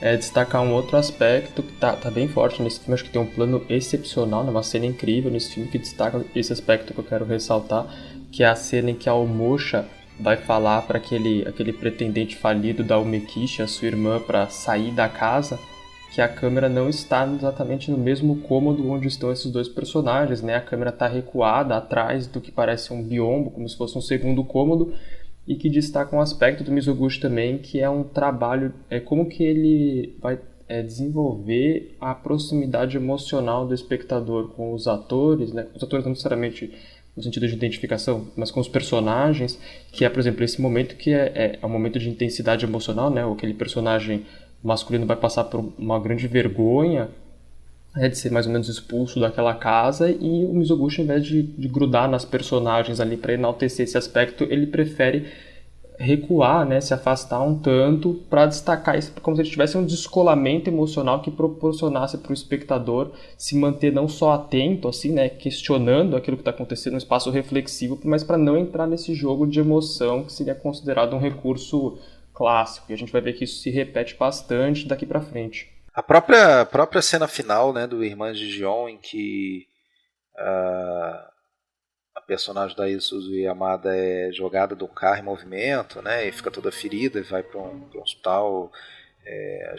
Depois eles estão carregando ela ali pro quarto do hospital, e a gente não vê a partir de um determinado momento, né, a coisa toda acontece também atrás de um biombo. Isso aí é algo bem que realmente passa a ser uma marca registrada. Elipse não só de simplesmente pular uma determinada ação, como de mostrar ela meio escondida atrás ou pelo menos no mínimo a reação dos personagens, né? De uma certa forma é como se ele respeitasse um espaço íntimo, uma visualização espectral dos personagens, assim, respeitar esse espaço deles, dar um momento de privacidade que eles precisam em momentos de intensidade emocional maior em relação à trama. A consequência disso tudo aí também é o fato dele negar muito fazer close, né? Pelo menos nesse período aí é difícil você ver um plano mais próximo de um ator. Eu reparei isso também, quando você vê, geralmente não é a câmera se aproximando do ator, é o contrário. Poucas vezes que acontecem é o ator se aproximando da câmera, ou porque ele está em movimento no espaço ali e ele, por alguma razão, chega próximo da câmera. Tem um plano assim no Crisântemos Tardios, mas não é algo que parece que é aquele método clássico de botar a câmera para pontuar alguma coisa, né? Uma outra coisa importante desse método dele, da one scene, one shot, e de planos longos e mais elaborados, é que naturalmente a parte de cenário tinha que ser também mais elaborada, mais bem trabalhada, né? Você não ia mostrar um espaço curto ali de cenário atrás da ação, né? A câmera muitas vezes ia terminar pela sua movimentação mostrando o lado de trás, né? Então você tinha que ter toda uma composição, ou pelo menos um traveling, um comprimento maior de cenário, né? Então isso, você tinha falado até que não foi a razão principal, acredito em você, até quero que você me complemente, mas o fato é que o orçamento do Irmãs de Gion extrapolou e fez e foi uma das coisas que ajudou na falência da produtora do Masaichi Nagata, né? Eu li outra também, né? O pessoal culpava a Shoshiku, que ia distribuir o filme, de não ter distribuído para os principais cinemas japoneses, né? Então isso meio que teria ajudado também no fracasso que esse filme foi de bilheteria, né? E é curioso que depois, né, o estúdio fechou as portas em 37, se eu não estou enganado, e depois o Mizoguchi acabou migrando para Shoshiku. A gente tem que lembrar sempre que, como a gente tinha comentado um pouquinho no começo, mas a gente fala de novo, desse aspecto do Japão, a crise, né, chega no Japão aí entre 32 e 33, 33 já tem uma onda de desemprego muito forte, e em 36 tem um evento que é o chamado, né, o atentado de fevereiro, que eles chamam, que é quando os ultranacionalistas tentaram dar um golpe de Estado, porque eles falavam que o período Showa estava sendo poluído ou dominado pela esquerda e tudo mais, e foi preciso até o Hirohito ir lá e parar o negócio, porque ia virar uma violência brutal em Tóquio. Então a gente vê que é um período, não só economicamente, mas socialmente bem conturbado do Japão, então é normal os estúdios estarem passando por uma dificuldade extrema, né? Tanto que essa dificuldade vai piorar ao ponto de, lá durante a guerra, não só pela dificuldade econômica, mas pela ausência de equipe, porque todo mundo vai ser convocado para a guerra, os estúdios vão se fundir. Perfeito.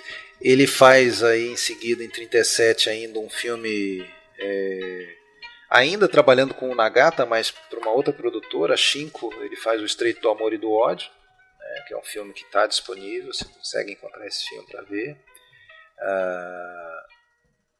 Em 38 tem 2 filmes perdidos, um deles você já citou, o Ó Terra Natal, né? E tem a Canção do Acampamento, esses 2 filmes perdidos. E aí vamos falar agora do Crisântemos Tardios de 39. Só que eu só queria comentar um pouquinho o que vem antes do Crisântemos Tardios, porque consta que em 38 o irmão do Mizoguchi morreu, um dos irmãos do Mizoguchi morreu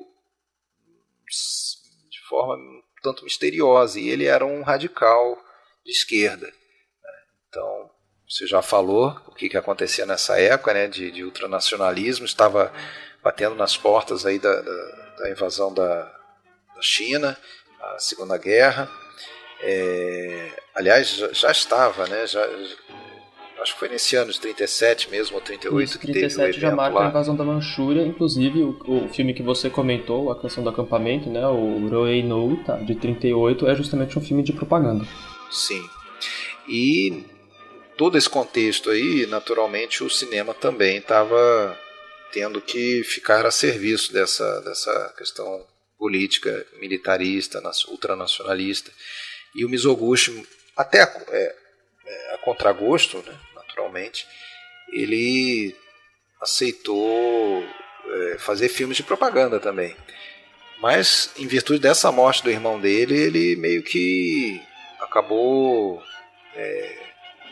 cancelando, renunciando a essas obrigações dele e resolveu meio que fugir, entre aspas, para fazer filmes sobre teatro, sobre o mundo teatral e ambientados na era Meiji, né, que era onde ele se sentia à vontade e, de certa forma, ele conseguia fugir um pouco do que ele não queria fazer, que eram filmes de propaganda. E daí ele se propôs a fazer o que seria uma trilogia. O cinema começando justamente com Crisântemos Tardios, né, e continuando depois em 40 com A Mulher de Osaka e 41 com A Vida de um Ator, né, que são dois filmes infelizmente perdidos. Correto? Ou você tem alguma... Você encontrou eles em algum lugar? Versátil vai lançar em breve, é isso? Esses infelizmente estão no limbo. Mas esses devem ser filmes... acredito que sejam filmes no mesmo nível aí do Crisântemos Tardios. O que a galera acho que a crítica mais fica triste de ter perdido é realmente essa transição do Crisântemos Tardios para o 47 Ronins, porque ela dá a entender que é justamente um período de formalização das técnicas, das abordagens formais do cinema do Mizoguchi, apogeu, né? Da estética dele, que é fundamental. Se a gente tivesse acesso, a gente poderia pautar ponto a ponto como é que se estruturou tudo isso. Tanto que o Noel Burt vai colocar que o 47 Ronins é o cume da estética do Mizoguchi, no sentido do one scene, one shot, a ideia do distanciamento, a aproximação do e-makimono, né, o tratamento com os atores, essa ideia de fazer um duplo do real, né, recriação realista fortíssima. Então perder esses filmes de 40 e 41 é doloroso. A Vida de um Ator, esse consta como perdido, esse livro aqui. Se você entra no IMDb lá, não tem ninguém que viu mesmo. Agora, A Mulher de Osaka, tanto nesse livro organizado pela Lúcia Najib, ele não tem a informação de estar perdido. E se você entrar no IMDb, tem lá um número X, que eu não vou lembrar agora, poucas pessoas que votaram, deram nota para o filme. Aí eu pergunto, são todos mentirosos? Inventaram que viram o filme? Ou será que esse filme existiu em algum momento? Não, é possível que às vezes você tem uma cópia, as pessoas conseguem assistir numa exibição específica, mas essa cópia cai no oblívio, assim, ela desaparece. Então tem alguns filmes, por exemplo, o Papoula é parecido nesse caso. Hoje a gente tem mais acesso a ele, mas antigamente um ou outro só tinha conseguido assistir e ele ficou um período enorme desaparecido. Assim. Certo. Bom, o Crisântemos Tardios, que é considerado uma das obras-primas do Mizoguchi, não sei se vocês vão concordar, mas ele traz aí uma mistura de coisas importantes dentro da questão do teatro, né? Porque é uma história chimpa, né? É baseada numa peça chimpa, né? Adaptação de uma peça de 32, que trata do mundo do teatro kabuki. Então ele tem aí referências a duas formas relevantes de teatro japonês, e para trabalhar no filme, ele traz, através aí de uma relação que ele tinha com um amigo de infância, que era um novelista e autor de peça extinta mesmo, era um novelista e dramaturgo, né, o Matsutaro Kawaguchi. Ele conhecia também as pessoas do mundo teatral. Ele consegue trazer para fazer esse filme justamente esse ator que você citou, o Shotaro Hanayagi, que era uma lenda viva, né, do teatro japonês, um cara multipremiado e tal, e vem estrear nesse filme, estrear no cinema fazendo esse filme, o Crisântemos Tardios. Faz o personagem também do jovem mestre, né, o ator iniciante, o Kiku Nosuke, né, várias vezes referenciado como Kiku, que parece que é um personagem real também, né, um ator de kabuki que existiu mesmo.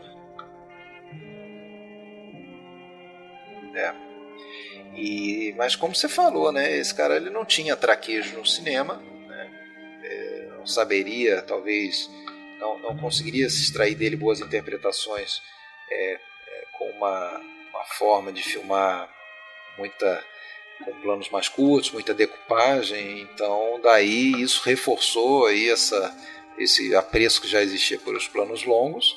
E o fato também dele ser um cara que nessa altura já tinha perto de 50 anos, interpretando um rapaz ali de 20, né? Sim. E aí, o que vocês acham do Crisântemos Tardios? É um filme que eu gosto, tem planos aí que ficam realmente na memória. Eu revi agora pro podcast, é um filme que eu já tinha visto tempos atrás também, e cresceu um pouquinho para mim. Eu diria que acho que dos finais, entre os finais trágicos do Mizoguchi, esse tá entre os mais pesados, assim. Eu acho que a cena de montagem paralela que ele propõe no final, entre uma vida que se esvai e uma que alcança o seu ápice, é muito forte. Tem alguns momentos que eu acho também de um lirismo profundo, né? Um momento em que eles se separam quase que pela última vez, né? Antes, quando ele finalmente consegue recuperar a sua fama lá, né? Que esqueci o nome da protagonista agora, perdão. Otoko. Otoko. Né? A Otoko consegue para ele que ele interprete a peça lá com o amigo, porque ele tá receoso que ele não vai conseguir. Ele finalmente consegue e ele volta para Tóquio. Aí fica um pouco ambíguo se ela de fato optou por abandonar ele ou se ela foi levada a isso. Mas o momento que ela volta para casa dela, que tem um plano da casa escura, decrépita, assim, é de uma solidão retumbante. E eu acho que também eu pontuaria que é um filme que, para um público mais abrangente, talvez ele tenha alguma resistência, porque o tempo inteiro ele faz referências não só aos processos, mas a valorizações que pertencem muito ao universo do kabuki, e pra gente que é um público ocidental, a gente tem um pouco de dificuldade em alguns momentos de entender se aquilo é bom, se aquilo é ruim. Então, por exemplo, eu me refiro mais especificamente às primeiras peças, né? Você não sabe exatamente julgar como o público julga, por exemplo, se o cara está atuando muito mal. É difícil pra gente entender que ele está, de fato, atuando mal e compreender esse percurso dramático que está se desenvolvendo. A gente só entende depois quando os caras falam, não, ele é horrível, ou parabéns, você foi muito bem. Então a gente acaba ficando numa tensão indefinida enquanto a gente assiste aquilo, o que não é o caso do público japonês, já bem familiarizado. É interessante você colocar isso, porque eu fiz uma anotação semelhante aqui. E aí eu vou fazer a meia-culpa.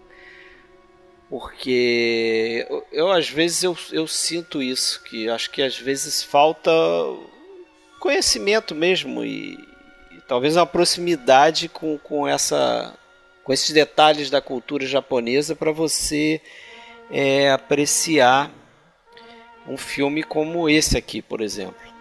Eu confesso que eu prefiro muito mais os filmes da década de 50 dele, tá?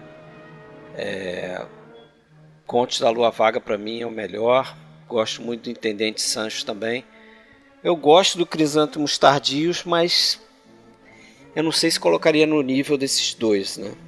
Eu acho que é fundamental isso que você falou, Rafael, a compreensão, né, do universo, né? Vamos só lembrar que nesse momento não existia nenhum tipo de preocupação também de um diretor japonês em fazer um filme para exportação, um filme para ganhar prêmio em Veneza ou algo assim, que seria, sim, com certeza. Que seria aquela preocupação dele declaradamente, né, lá em em 52, 53, por exemplo. O Mizoguchi não é lembrado como o espírito de Kyoto ou o diretor mais japonês entre os japoneses à toa, né? Pois é. Então a gente admira determinados traços no filme, mas eu até entendo e concordo com o que você está falando, Fred. Não é o filme todo que me agrada. Tem momentos em que você fica meio... Você se sente meio fora, assim, você perde um pouco a conexão até emocional mesmo com a história, né? Agora, parece que é o filme que ele dizia que foi o primeiro que ele sentiu que ele teve o maior momento de liberdade para fazer o que ele queria, né? Pelo menos foi isso que eu li. E eu acho que o cinema dele também, até por essa questão de perfeccionismo, né? E de fazer muitos planos sequência, eu imagino que ele tenha sido um diretor que dependia muito dessa liberdade. Porque você imagina ele fazer planos complexos durante quase 6 minutos, muitas vezes, e provavelmente ele, né, com o perfeccionismo dele, ele devia exigir que se repetisse aquilo algumas vezes, porque ele viu um detalhe aqui que não ficou direito e tal. Ele tem que ter liberdade para poder fazer isso, né? E se tiver um produtor ali em cima dele controlando tempo, orçamento, eu imagino que ele acabasse por ter um rompante daqueles em algum momento, que eu li isso também, né? Que ele tinha um perfil autoritário também em relação aos produtores, né? Aqueles que, entre aspas, estão acima dele, né? Vamos dizer assim. Porque isso é um dos fatores que levou ele, se eu não me engano, a passar por 7 dos grandes estúdios japoneses, né? A gente... Nikatsu.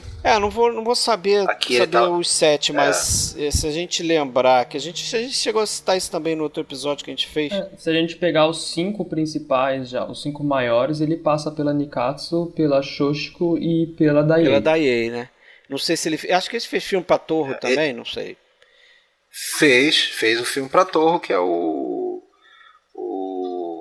Aru. Ah, sim, é verdade. Pois é, eu li que são 7, né? E é curioso isso, porque a gente vê esses outros 2 grandes diretores japoneses aí, que normalmente são colocados ao lado dele, pelo menos no Ocidente, como Kurosawa e Ozu, que são muito mais fiéis, fixos, né? Fiéis ao estúdio. É que esse aspecto de 5 para 7, o número que a gente está falando, é porque também, como a gente está comentando, tem esse aspecto de que tinha uma variedade muito maior de estúdios operando, né? até os anos 40, e depois eles são obrigados a fundir tudo. Tanto que a Daiei surge dessa fusão. Torro ele fez o Arui, tinha feito também o Senhora Musashino de 51. E Daiei ele fez o Senhorito Yu e os filmes a partir de Contos da Lua Vaga até o final. Interessante, então. Até o final da carreira. Então, com essa liberdade toda, eu li e eu chego a essa conclusão de que aqui ele usa e abusa dos planos sequências. Parece que o filme tem 142 planos só. Média de um por minuto. Pois é. De 1 minuto por plano. Aproximadamente, né? O filme tem 2 horas e 22. Se você pensar, é muito plano de sequência, né? Não parece, mas é muito.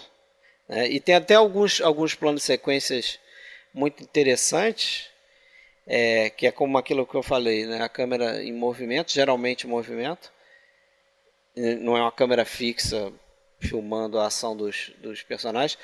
Tem um momento em que o casal está andando, e não é nessa cena que você citou aí, que ele pega ali, encontra plongé, num barranco e tal, mas é um outro momento que mais na frente que eles estão andando, que chega a ter um movimento em que eles mudam de direção e começam a andar na direção da câmera.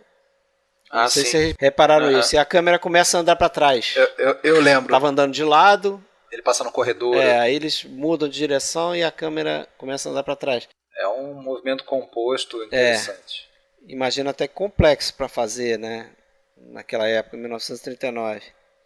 Isso que você está comentando de uma certa liberdade, aqui eu estou inferindo um pouco, né? Mais do que dando aval de certeza, mas como a gente está comentando, esse é o primeiro filme dele na Shochiku, né, que é um estúdio lembrado por ser bastante tradicionalista, né, um dos estúdios mais tradicionais do Japão, o que é interessante porque alguns diretores extremamente modernos passaram por ele, mas aqui ele está fazendo então um filme com mais orçamento, um filme sobre um tema extremamente clássico e quisto, né, por uma certa camada conservadora, ou seja, é do agrado da Shochiku. E lembrando que nos anos 30 isso fica mais evidente, tem uma cisão de estilo, né, entre Shochiku e Nikatsu, que a Nikatsu tinha um estilo mais compulsivo, por assim dizer, de montagem, mais associado às ideias que estavam surgindo no momento, principalmente nos anos 20 e 30, como Eisenstein e tudo mais, enquanto a Shochiku preferia esses filmes com planos mais longos, mais controlados, ainda se basear no repertório formal vindo do teatro. Então, Casamento perfeito. O produtor tá tudo ótimo. Casamento perfeito. E outra coisa, só para eu complementar aí que eu tenho para dizer desse filme, outra coisa que eu percebi também e aí eu teria até que rever o filme com mais cuidado para ter essa certeza, ser mais assertivo no que eu vou falar. Mas parece que tem até determinado ponto do filme, ele faz muito enquadramento onde ele usa muito o teto, né? E aí eu quero dizer a distância entre o topo da cabeça dos atores e o limite do enquadramento em cima. É quase como se ele colocasse os atores, o rosto dos atores toda hora no centro do quadro. E eu não sei se é uma forma de valorizar os cenários, o que está lá atrás e coisas, mas eu percebi isso, que isso parece que acontece aí mais ou menos até um determinado ponto do filme ali, justamente quando o personagem lá do ator começa a se distanciar da Otoko, começa a seguir a carreira dele mesmo e começa a cortar relações com ela, né? Então não sei se é uma mudança intencional ali, parece que depois ele passa para uma forma mais clássica de enquadrar, não sei. Esse filme também tem uma situação peculiar quanto a atriz, né, principal, que acabou sendo a Kakuko Mori, mas a primeira atriz que foi pensada para esse papel da Otoko foi a Kinuyo Tanaka, e que não estava disponível. Depois teve uma segunda que foi tentada e que começou a filmar e não resistiu uma semana ao demônio e acabou sendo substituída e entrou a Kakuko Mori, que está no filme. E a Kinuyo Tanaka iria finalmente estrear aí com Mizoguchi, fazer o primeiro filme dela com Mizoguchi no ano seguinte, no A Mulher de Osaka, que é um filme perdido, né? E a partir daí ela vai estar... teria que contar aqui, mas acredito que em quase todos os filmes até o final da carreira, até o último filme do Mizoguchi, ou não.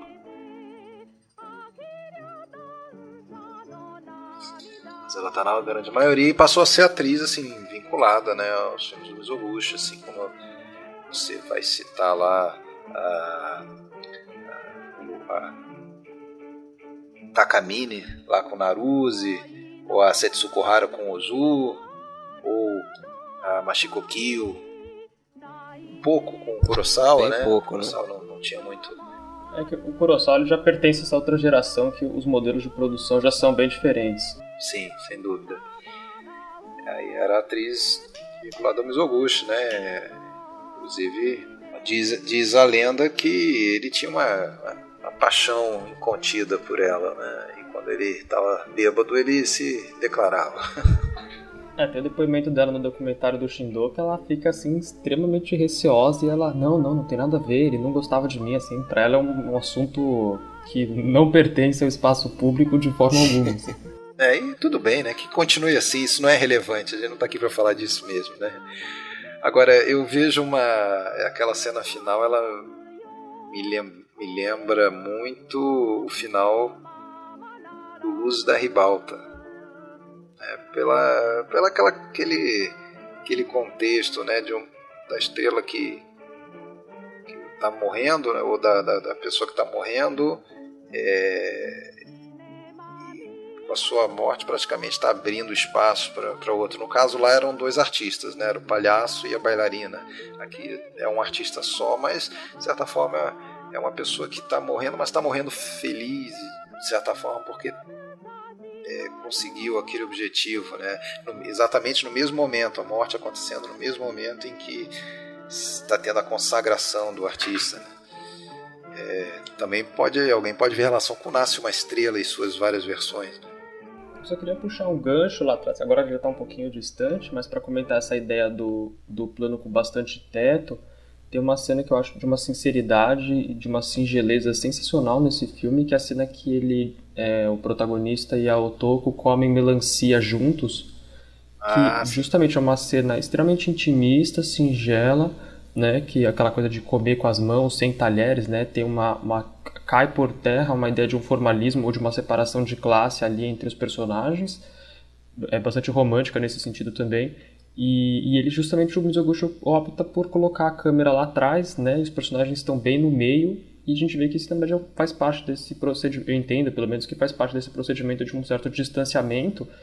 E o Noel Burt comenta que poderia estar associado também a essa ideia do emakimono, de ver as coisas de cima. Então ele dá essa deslocada na câmera para que o teto, né, se module ao ponto de mudar a relação tradicional de figura-fundo. Então pode estar associado aí com esse aspecto. Aquela cena ali é uma cena também que define muito no filme, né?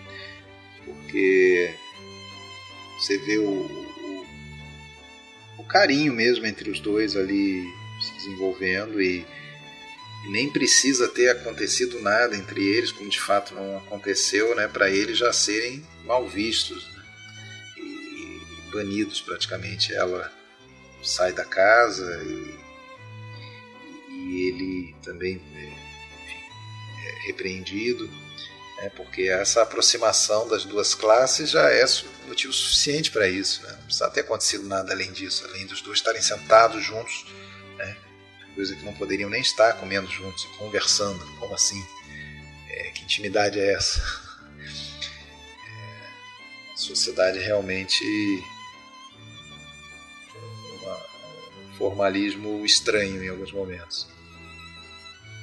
Mas guardadas as proporções, a gente tem isso em muitos cantos do mundo, né? Diria que até na nossa sociedade também tem, talvez guardadas as proporções em determinados momentos, ou teve muito mais, né? Hoje nem tanto.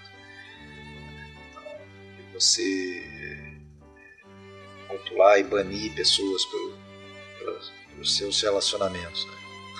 Então os filmes que completariam essa trilogia sobre teatro Era Meiji estão perdidos, infelizmente, né?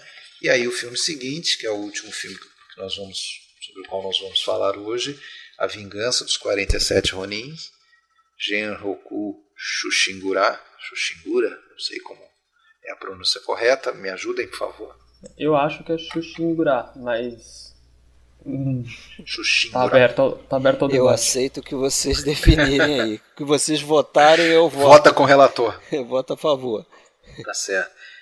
Que é um filme em 2 partes, como a gente já falou, né? E parece que uma é de 41 e a outra é de 42. É isso mesmo, Rafael?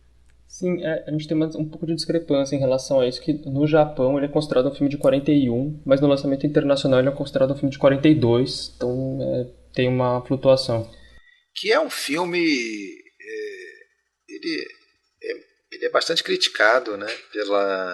Primeiro pela questão política, né? Claramente o Mizoguchi optou por fazer uma versão da história dos 47 Ronins, né?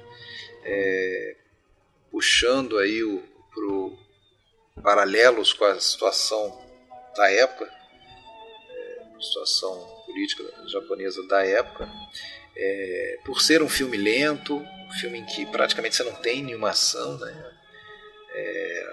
A cena de ação a maior cena de ação é uma briga entre dois personagens que dura menos de um minuto, e em menos de um minuto a briga se transforma numa conversa, eles estão conversando. Então a ação é mínima e tem muita preparação, tem muito diálogo, muita picuinha, muita fofoca, mas tem também aí um dos filmes que é considerado um dos dos filmes do apogeu dessa questão do Unseen One Shot, como você já falou de uma delas, né? Sim, é importante a gente lembrar também que esse é o filme onde o Mizoguchi passa pelo seu apocalipse de um cineasta, assim, né? O filme de cenário, de produção mais brutal e complexo. Ele, como você já pontuou bem, ele tem um problema, né? O Mizoguchi, ele não quer de forma nenhuma se dobrar à necessidade de fazer esses filmes de propaganda, né? Lembrando que na época o pouco que se permitia fazer de cinema, né, de 37 para 45, foi ficando cada vez pior esse jugo, né, do governo militar, que incentivava a produção quase que exclusivamente de Jidaigeki e os Jidaigekis não críticos, né, não os filmes que a gente vê de Jidaigeki de Shambara, principalmente depois dos anos 50, que vão criticar o Bushido, né, e essa lealdade, vão fazer uma revisão crítica dessa essência, né, desse núcleo da sociedade japonesa. Então era numa chave de endossar isso para que não só animasse os soldados, mas também falasse sempre sobre o sacrifício, né, sobre a honra, sobre esse se curvar à autoridade do Hirohito, mais especificamente, e lá morrer na guerra. Então o Mizoguchi já tinha uma resistência enorme com isso, tanto que é famoso que eles não conseguiam chegar num acordo, num consenso em relação ao roteiro, né? Eles ficaram por vários dias travados, assim, o roteiro não era possível, porque ou o roteiro, o Mizoguchi falava, não vou filmar isso, ou a censura falava, não, vocês não vão filmar isso, então o negócio não saía do lugar. Depois ele teve o problema de financiamento, né? O filme ele acabou esgotando os recursos possíveis, o que levou nas últimas semanas de gravação uma demissão geral da equipe, assim, então eles acabaram o filme com uma equipe extremamente enxuta. A gente tem um outro problema ainda, né, que é a esposa do Mizoguchi na época vai ter uma piora no quadro dela do que se supôs à época, né? Isso a gente nunca não tem certeza, mas que é um quadro degenerativo de sífilis, né, cerebral. E aí ela vai sofrer muito, né, ficar psiquicamente, mentalmente inabilitada, e o Mizoguchi vai se culpar muito, porque ele acredita que ele que tenha passado sífilis para ela. Isso também é meio tabu, assim, ninguém fala muito sobre isso. Então tem todos esses problemas acumulados assim durante o processo de produção, e aí já se vê que essas contradições todas elas se infiltram para dentro do filme e fazem desse processo, né, desse resultado algo convulsivo. Como a gente já falou, né, uma história aí que tem, bom, oficialmente mais de 85 adaptações para o cinema, a primeira delas em 1907. Reza a lenda que sempre que um estúdio não estava muito bem das pernas, mandavam fazer mais uma versão dessa história, porque era sucesso de bilheteria garantido. Não sei se cabe falar da história em si aqui, afinal de contas, quando a gente faz esses episódios e a gente fala dos filmes, inclusive a gente não costuma respeitar muito a questão de spoilers, porque a gente parte do pressuposto que o ouvinte terá visto os filmes antes, né, de ouvir o episódio, então já conhece a história. Para quem deseja saber mais sobre a história, porque a versão do Mizoguchi não é a ideal para isso, né? Porque ele faz muitas concessões, ele corta bastante coisa, ele tem algumas escolhas muito radicais que eu acho impressionantes e bastante positivas nesse sentido, das quais a principal é não ter nenhum confronto, né? Uma vez que a peça na qual ele é baseado é praticamente quase que sobre isso. Mas para quem quer saber mais sobre o Shushingura dentro do cinema japonês, acho que a melhor opção, eu acho um filme razoavelmente fraco, mas ele é o que melhor conta essa história, ele dá destaque a todos os aspectos, é bem didático nesse sentido, é a versão do Inagaki. Que é o de 62? Não. E sim, porque tem duas próximas, tem a do Inagaki e a do Kunio Watanabe. Mas a do Inagaki eu acho que é a melhor, que é o das flores. Que o título tem alguma coisa a ver com as cerejeiras, desabrochamento das flores, alguma coisa assim. Agora não me lembro exatamente.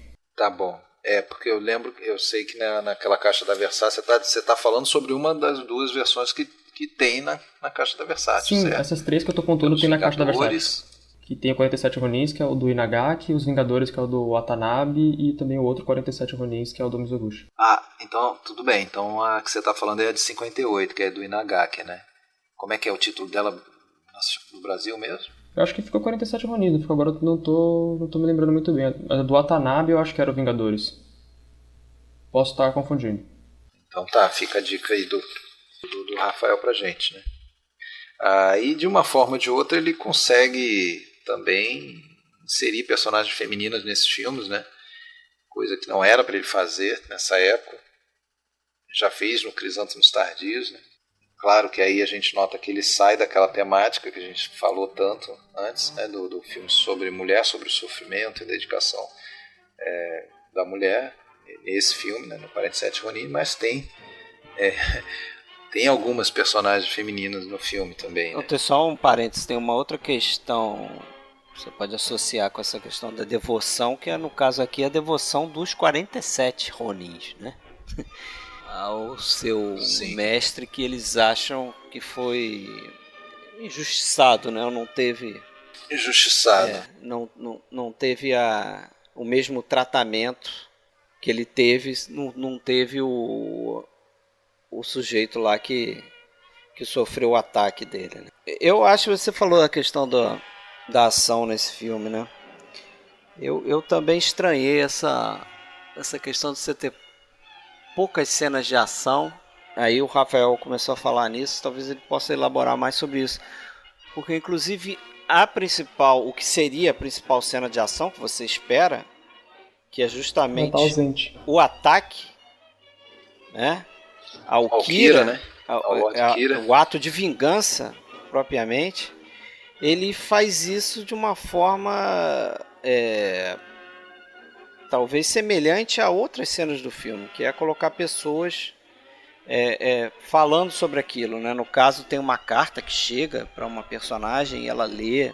Já aconteceu. Já aconteceu e ela leu pra gente o que aconteceu, né? Então isso me causou um pouco estranheza. Eu cheguei a ler que o próprio Kurosawa especulava que o Mizoguchi não era bom em retratar esse tipo de cena, né? Cena de ação. E acho que o Kurosawa chega até a fazer uma crítica com a cena que ele fez no Contos da Lua Vaga, que tem uma cena de ação também. E o Kurosawa teria dito até que teria sido melhor se ele, Kurosawa, pudesse ter ajudado o Mizoguchi a desenvolver essa cena, né? Afinal de contas, o Kurosawa era assistente de direção, estava começando, né? Jovem pretensioso. Pois teve o primeiro filme dirigido por ele e não creditado por volta desse ano, né? Foi aquele Uma, né? Uma, né? Da História do Cavalo de 1941, de 41, se não me engano. Exatamente. Então é bem nesse período.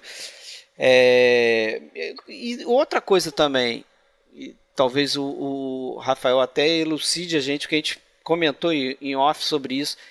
Tem uma coisa muito estranha, cara, que acontece, que me causou muita confusão, sinceramente. Eu não sei se é um problema da cópia que eu vi, mas tem duas cenas que se repetem na primeira parte e na segunda parte, né? Então, assim, é a mesma cena, só que não são os mesmos takes. No final da primeira parte, por volta de 1h40, mais ou menos, tem uma cena onde as pessoas chegam de Edo e vão falar para ele, pro líder lá dos Ronins, o irmão do qual é o nome dele lá? Do Asano? Não. Do clã Asano, né? O irmão do líder que cometeu a Araquiri, que me faltam os nomes dos personagens. Tinha sido libertado e que agora era o momento de agir na vingança e tal. Então você tem essa cena. E na segunda parte você tem a mesma cena que é repetida, mas em outro momento da história, assim. Eu não sei se você percebeu isso, me causou um pouco de confusão isso, inclusive com os mesmos diálogos. Sim. Exatamente os mesmos diálogos. É que a segunda parte ela começa um pouquinho para trás de onde termina a primeira parte. Ele repete um pouco? Porque eu não percebi isso. Eu vi que tinha coisa antes, assim, que não tinha passado na primeira parte. Porque o comecinho da segunda parte, se eu me recordo bem, ele faz quase que um panorama geral, assim, como se o espectador não tivesse assistido a primeira inteiramente, parte, né? Assim, ele faz quase, tem um diálogo no comecinho também que ele dá uma explicadinha por cima, assim, ele bota se eu não me engano, ele bota um crédito e explica, né? Mas pra mim era só essa cena que ele repetia, e tinha cena antes dessa cena daí, tanto é que essa cena acontece lá por volta de 30 minutos. Então realmente fiquei meio confuso. Mas pode ser a explicação mesmo.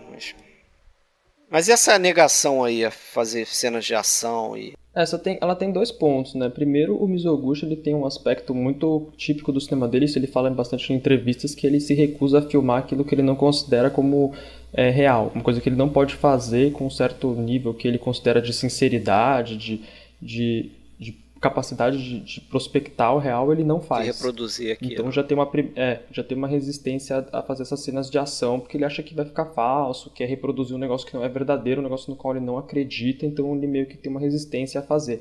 Tanto que eu não sei quem assistiu o Espada Bijomaru, tem justamente a única cena de combate, ela é filmada lá de trás, assim, e aí só faz o corte para destacar o fato que a espada quebrou e pronto, acabou.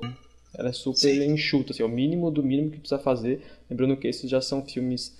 Verdade. Que ele teve que se dobrar, de fato a produção era fazer ou ir pra guerra, então melhor fazer, né?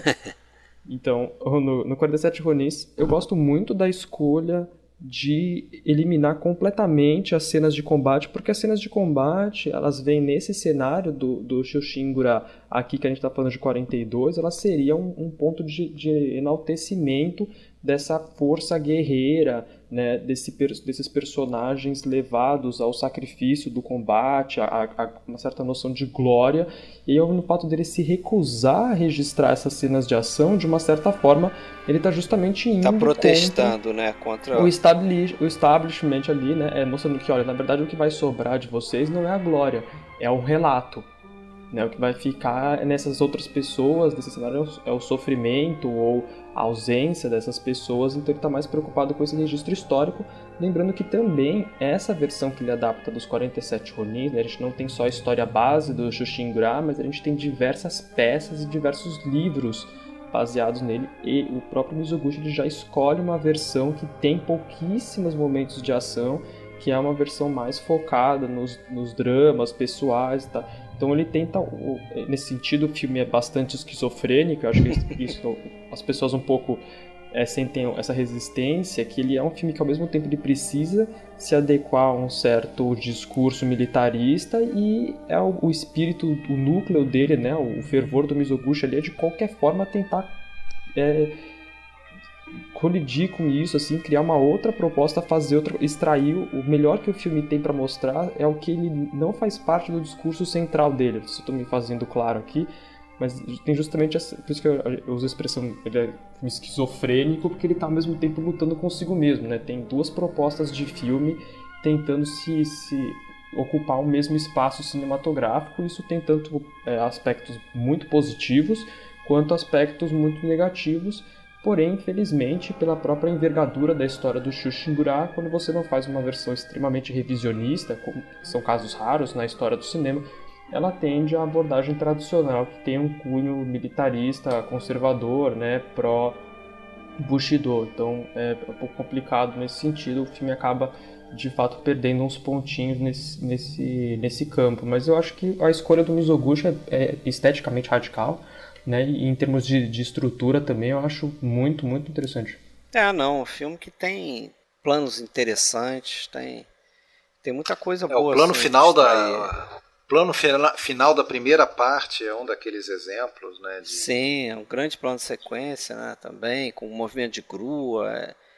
Sai da casa, passa por cima do muro, vê ali aquele embarque naquele...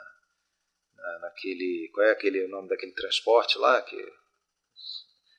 4 caras carregam lá, não é o rickshaw, é aquela que carregam ali suspensa, aquele troninho fechado ali.